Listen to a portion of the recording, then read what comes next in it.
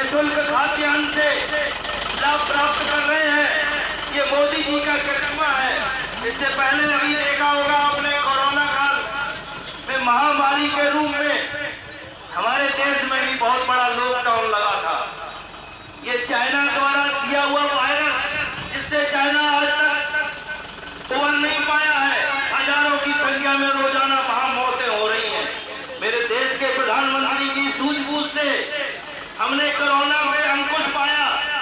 हमने अपने वैक्सीन बनवाई। सबसे पहले मैंने अपने देश में अपने आविष्कार से, अपने वैज्ञानिकों के माध्यम से ये टीका बनवाया। और वो टीका जो फाइजर कंपनी का टीका 32 रुपए में आता था, प्रधानमंत्री जी ने एक नहीं बल्कि तीन टीका आप लोगों को बिल्कुल निःशुल्क लगवाए। हमने कोरोना पे इस तरीके से काबू पाया। हमने अपने यहाँ के टीके विदेशों में भी दिए। बाहर के देश मोदी जी के सामने हाथ फैलाकर आज खड़े होते हैं। मेरे देश की पहले स्थिति ये थी कि हम लाइन में सबसे पीछे खड़े होते थे, इतना सम्मान था। आज मोदी जी का डंका बज रहा है विश्व में। आज हम तीसरी अर्थव्यवस्था के रूप में उभर कर आए हैं। ये मोदी जी का करिश्मा है। जो देश मोदी जी को अपने यहाँ बुलाने के लिए वीजा नहीं देते थे, वो देश आज पलक पावड़े बिछा के मोदी जी को अपने यहाँ बुलाने के लिए कहते हैं कि मोदी जी आइए हमारे देश में, आइए हमारे देश में। पलक पावड़े बिछा के बिना किसी वीजा के, प्रोटोकॉल के आपका स्वागत करने के लिए खड़े हैं। ये करिश्मा मोदी जी का है। मोदी जी ने जिस तरीके से 18 घंटे काम करके आप सब गरीबों को हर योजना को ध्यान में रखते हुए जो योजनाएं बनाई हैं, वो पूरी की पूरी योजनाएं गरीबों को समर्पित है।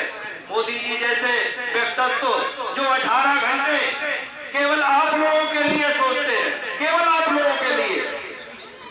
आज भारतीय जनता पार्टी के किसी नेता पर कोई आरोप नहीं लगा सकता कि ये नेता भ्रष्टाचार में लिप्त है। मेरी सरकार बिल्कुल पारदर्शिता के हिसाब से कार्य कर रही है। सबके साथ समान व्यवहार, सबका साथ, सबका विश्वास और सबका सम्मान, इसी तर्ज पे काम कर रही है। हमें जो लोग वोट देते हैं उसके लिए भी कोई योजना नहीं देते, उनके लिए भी हमने पक्षपात कभी नहीं किया। मोदी जी का कहना है कि जो हमें अभी नहीं देगा वो आगे देगा।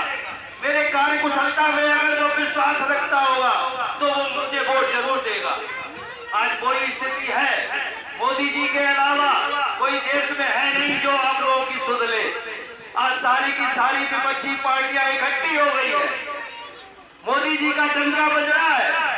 सारी की सारी पार्टी की इकट्ठी होकर भी उनको गिराने का कार्य करते हैं। अभी आप लोगों ने ये चुनाव देखे होंगे। इन चुनाव में सारे विपक्ष इकट्ठा होकर भी लड़ने के लिए तैयार रहे, लेकिन भारतीय जनता पार्टी आप लोगों के सहयोग से वहां भी विजयी हुई। क्योंकि मोदी जी ने आपका दिल जीता है। जितनी भी योजनाएं हैं केवल गरीबों को समर्पित है, बीच में कोई उसकी दलाली बट्टा नहीं है। आगे अभी उन्होंने पढ़कर रखा है कि 2047 तक भारत विश्व गुरु बनेगा, तो ये निश्चित समझो कि भारत विश्व गुरु बनेगा।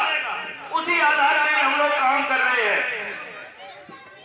भगवान राम का जो हम लोगों के आस्था के प्रतीक है, भगवान राम का हम लोग जब कहते थे कि हिंदू हम लोग मंदिर बनाएंगे, तो विपक्षी पार्टियां हंसी करती थी।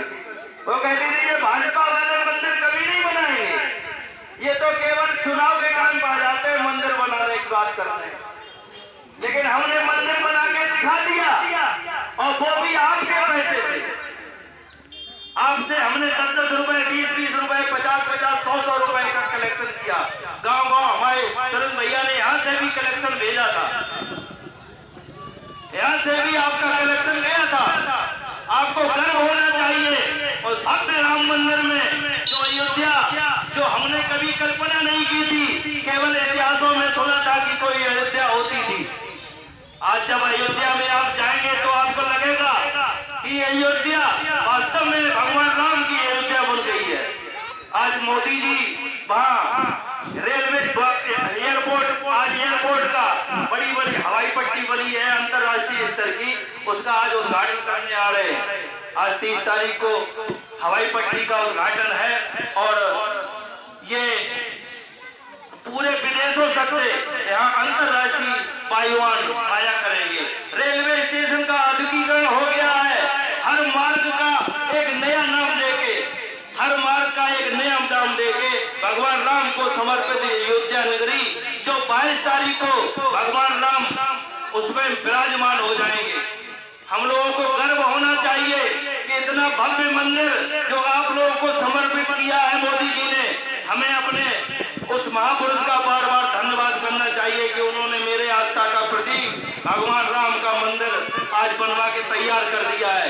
अभी आने वाली 22 जनवरी को भगवान रामचंद्र जी अपने परिवार समेत उस मंदिर में विराजमान हो जाएंगे। प्राण प्रतिष्ठा का कार्यक्रम शुरू हो चुका है, अभी से सारे कार्यक्रम चल रहे हैं। 22 तारीख को आप लोगों से भी अभी कल परसों से हम लोग आपको वहां से पवित्र अक्षत आए हुए हैं, उन अक्षतों को लेके आप लोगों के घरों में हम न्योता देने जाएंगे। मेरे सरकार ने, योगी जी ने आप लोगों को वरिष्ठ नागरिकों के लिए अयोध्या में निःशुल्क अपनी बसें चलाने का भी ऐलान किया है। जितने भी 60 साल से ऊपर के लोग हैं, निःशुल्क यात्रा हम लोग बिन भोजन के साथ उनको निःशुल्क यात्रा कराएंगे। 30 तारीख के बाद आपको लगेगा कि इस मंदिर में हमारा भी अंश लगा हुआ है, आपको गर्व होगा।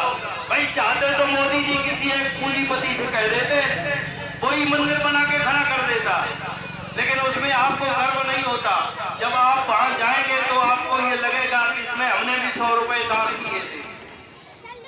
केवल आपका सम्मान और स्वाभिमान जीवित रखने के लिए मोदी जी ने वो योजना सबसे घर घर कलेक्शन करवा के और पूरे देश ने वो पैसा दिया और उसी पैसे से भगवान राम का भव्य मंदिर बन गया है।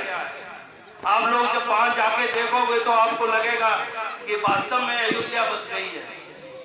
अभी तो आप टीवी और मोबाइलों पे देखते होंगे। 22 तारीख को मेरा